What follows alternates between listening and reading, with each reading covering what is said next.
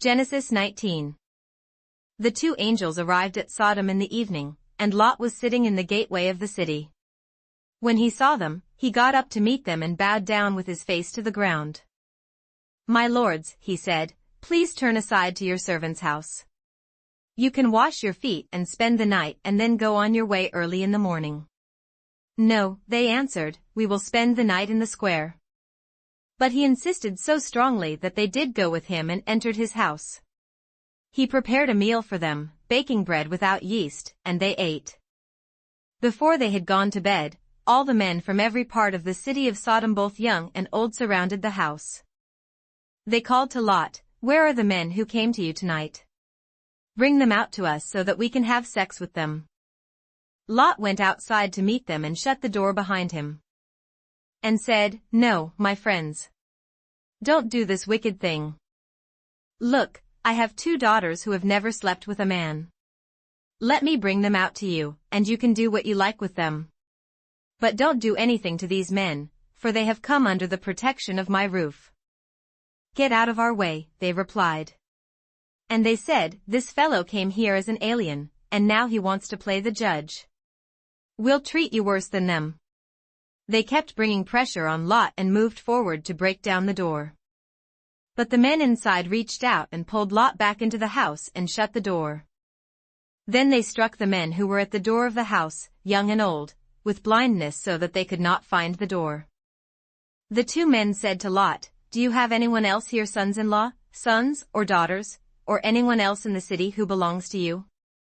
Get them out of here, because we are going to destroy this place. The outcry to the Lord against its people is so great that he has sent us to destroy it." So Lot went out and spoke to his sons-in-law, who were pledged to marry his daughters. He said, "Hurry and get out of this place, because the Lord is about to destroy the city." But his sons-in-law thought he was joking. With the coming of dawn, the angels urged Lot, saying, "Hurry. Take your wife and your 2 daughters who are here, or you will be swept away when the city is punished." When he hesitated, the men grasped his hand and the hands of his wife and of his 2 daughters and led them safely out of the city, for the Lord was merciful to them. As soon as they had brought them out, one of them said, "Flee for your lives. Don't look back, and don't stop anywhere in the plain. Flee to the mountains, or you will be swept away." But Lot said to them, "No, my lords, please. Your servant has found favor in your eyes, and you have shown great kindness to me in sparing my life. But I can't flee to the mountains, this disaster will overtake me, and I'll die. Look, here is a town near enough to run to, and it is small.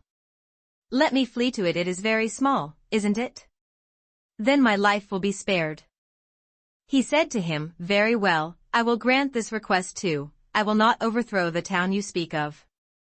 But flee there quickly, because I cannot do anything until you reach it." That is why the town was called Zor. By the time Lot reached Zor, the sun had risen over the land. Then the Lord rained down burning sulfur on Sodom and Gomorrah from the Lord out of the heavens. Thus he overthrew those cities and the entire plain, including all those living in the cities and also the vegetation in the land. But Lot's wife looked back, and she became a pillar of salt. Early the next morning Abraham got up and returned to the place where he had stood before the Lord. He looked down towards Sodom and Gomorrah, towards all the land of the plain, and he saw dense smoke rising from the land, like smoke from a furnace. So when God destroyed the cities of the plain, he remembered Abraham, and he brought Lot out of the catastrophe that overthrew the cities where Lot had lived. Lot and his 2 daughters left Zor and settled in the mountains, for he was afraid to stay in Zor. He and his 2 daughters lived in a cave. One day the older daughter said to the younger, "Our father is old, and there is no man around here to lie with us, as is the custom all over the earth. Let's get our father to drink wine and then lie with him and preserve our family line through our father." That night they got their father to drink wine, and the older daughter went in and lay with him. He was not aware of it when she lay down or when she got up. The next day the older daughter said to the younger, "Last night I lay with my father. Let's get him to drink wine again tonight, and you go in and lie with him so we can preserve our family line through our father." So they got their father to drink wine that night also, and the younger daughter went and lay with him. Again he was not aware of it when she lay down or when she got up. So both of Lot's daughters became pregnant by their father. The older daughter had a son, and she named him Moab. He is the father of the Moabites of today. The younger daughter also had a son, and she named him Ben-Ammi. He is the father of the Ammonites of today. Genesis 20. Now Abraham moved on from there into the region of the Negev and lived between Kadesh and Shur. For a while he stayed in Gerar. And there Abraham said of his wife Sarah, "She is my sister." Then Abimelech king of Gerar sent for Sarah and took her. But God came to Abimelech in a dream one night and said to him, "You are as good as dead because of the woman you have taken. She is a married woman." Now Abimelech had not gone near her, so he said, "Lord, will you destroy an innocent nation? Did he not say to me, 'She is my sister,' and didn't she also say, 'He is my brother'? I have done this with a clear conscience and clean hands." Then God said to him in the dream, "Yes, I know you did this with a clear conscience, and so I have kept you from sinning against me. That is why I did not let you touch her. Now return the man's wife, for he is a prophet, and he will pray for you and you will live. But if you do not return her, you may be sure that you and all yours will die." Early the next morning Abimelech summoned all his officials, and when he told them all that had happened, they were very much afraid. Then Abimelech called Abraham in and said, "What have you done to us? How have I wronged you that you have brought such great guilt upon me and my kingdom? You have done things to me that should not be done." And Abimelech asked Abraham, "What was your reason for doing this?" Abraham replied, "I said to myself, there is surely no fear of God in this place, and they will kill me because of my wife. Besides, she really is my sister, the daughter of my father though not of my mother, and she became my wife. And when God caused me to wander from my father's household, I said to her, 'This is how you can show your love to me. Everywhere we go, say of me, he is my brother.'" Then Abimelech brought sheep and cattle and male and female slaves and gave them to Abraham, and he returned Sarah his wife to him. And Abimelech said, "My land is before you, live wherever you like." To Sarah he said, "I am giving your brother 1,000 shekels of silver. This is to cover the offense against you before all who are with you, you are completely vindicated." Then Abraham prayed to God, and God healed Abimelech, his wife and his slave girls so they could have children again. For the Lord had closed up every womb in Abimelech's household because of Abraham's wife Sarah. Matthew 19. When Jesus had finished saying these things, he left Galilee and went into the region of Judea to the other side of the Jordan. Large crowds followed him, and he healed them there. Some Pharisees came to him to test him. They asked, "Is it lawful for a man to divorce his wife for any and every reason?" "Haven't you read," he replied, "that at the beginning the Creator made them male and female? And said, 'For this reason a man will leave his father and mother and be united to his wife, and the two will become one flesh?' So they are no longer two, but one. Therefore what God has joined together, let man not separate." "Why then," they asked, "did Moses command that a man give his wife a certificate of divorce and send her away?" Jesus replied, "Moses permitted you to divorce your wives because your hearts were hard. But it was not this way from the beginning. I tell you that anyone who divorces his wife, except for marital unfaithfulness, and marries another woman commits adultery." The disciples said to him, "If this is the situation between a husband and wife, it is better not to marry." Jesus replied, "Not everyone can accept this word, but only those to whom it has been given. For some are eunuchs because they were born that way, others were made that way by men, and others have renounced marriage because of the kingdom of heaven. The one who can accept this should accept it."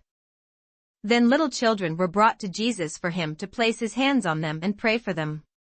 But the disciples rebuked those who brought them. Jesus said, "Let the little children come to me, and do not hinder them, for the kingdom of heaven belongs to such as these." When he had placed his hands on them, he went on from there. Now a man came up to Jesus and asked, "Teacher, what good thing must I do to get eternal life?" "Why do you ask me about what is good? Jesus replied, "There is only one who is good. If you want to enter life, obey the commandments." "Which ones?" the man inquired. Jesus replied, "Do not murder, do not commit adultery, do not steal, do not give false testimony.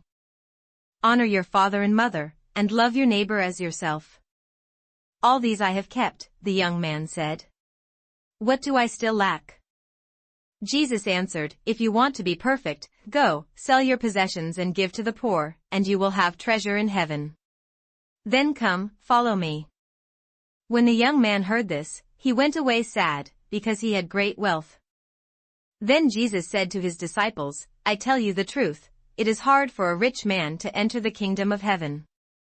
Again I tell you, it is easier for a camel to go through the eye of a needle than for a rich man to enter the kingdom of God." When the disciples heard this, they were greatly astonished and asked, "Who then can be saved?" Jesus looked at them and said, "With man this is impossible, but with God all things are possible."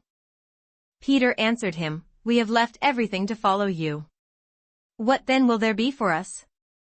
Jesus said to them, "I tell you the truth, at the renewal of all things, when the Son of Man sits on his glorious throne, you who have followed me will also sit on 12 thrones, judging the 12 tribes of Israel.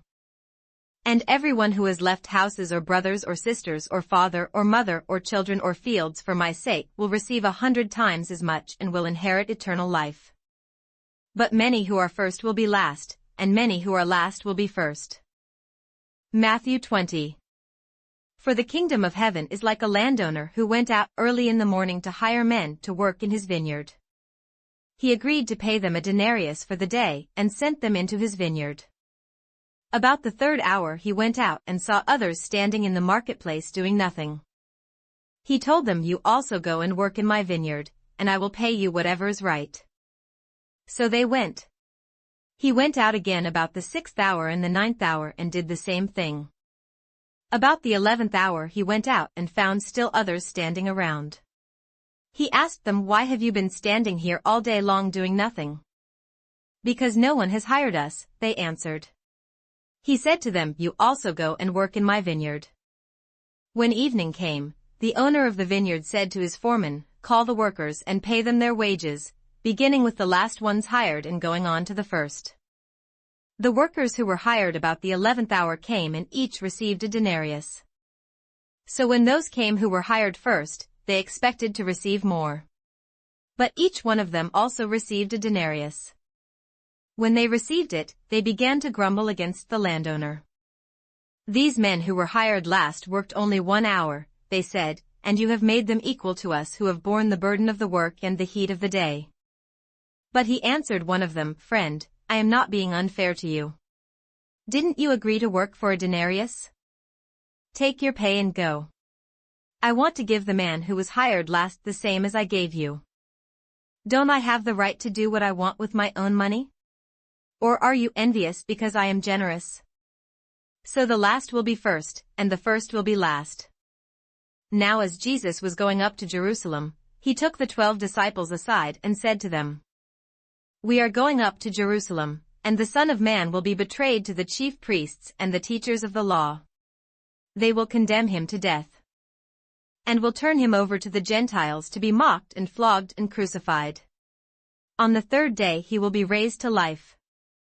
Then the mother of Zebedee's sons came to Jesus with her sons and, kneeling down, asked a favor of him. "What is it you want?" he asked. She said, "Grant that one of these 2 sons of mine may sit at your right and the other at your left in your kingdom." "You don't know what you are asking," Jesus said to them.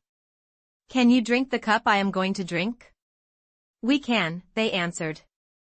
Jesus said to them, "You will indeed drink from my cup, but to sit at my right or left is not for me to grant. These places belong to those for whom they have been prepared by my Father."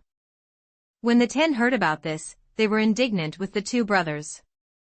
Jesus called them together and said, "You know that the rulers of the Gentiles lord it over them, and their high officials exercise authority over them. Not so with you. Instead, whoever wants to become great among you must be your servant. And whoever wants to be first must be your slave. Just as the Son of Man did not come to be served, but to serve, and to give his life as a ransom for many.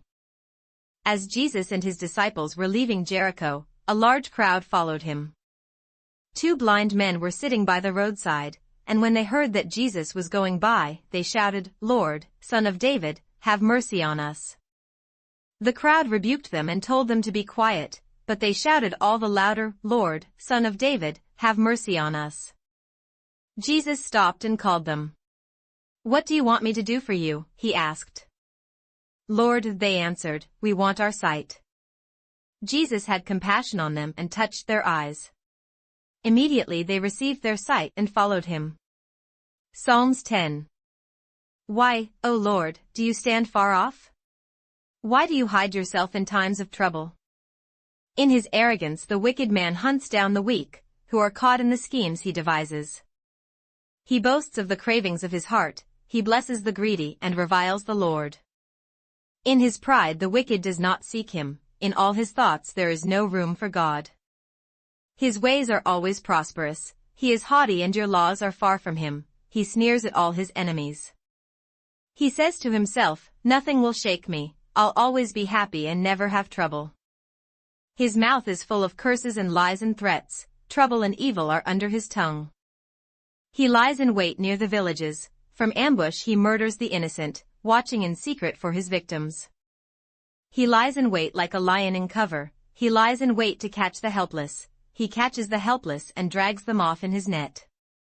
His victims are crushed, they collapse, they fall under his strength. He says to himself, "God has forgotten," he covers his face and never sees. Arise, Lord. Lift up your hand, O God. Do not forget the helpless. Why does the wicked man revile God? Why does he say to himself, "He won't call me to account"? But you, O God, do see trouble and grief, you consider it to take it in hand. The victim commits himself to you, you are the helper of the fatherless. Break the arm of the wicked and evil man, call him to account for his wickedness that would not be found out. The Lord is king forever and ever, the nations will perish from his land. You hear, O Lord, the desire of the afflicted, you encourage them and you listen to their cry. Defending the fatherless and the oppressed, in order that man, who is of the earth, may terrify no more.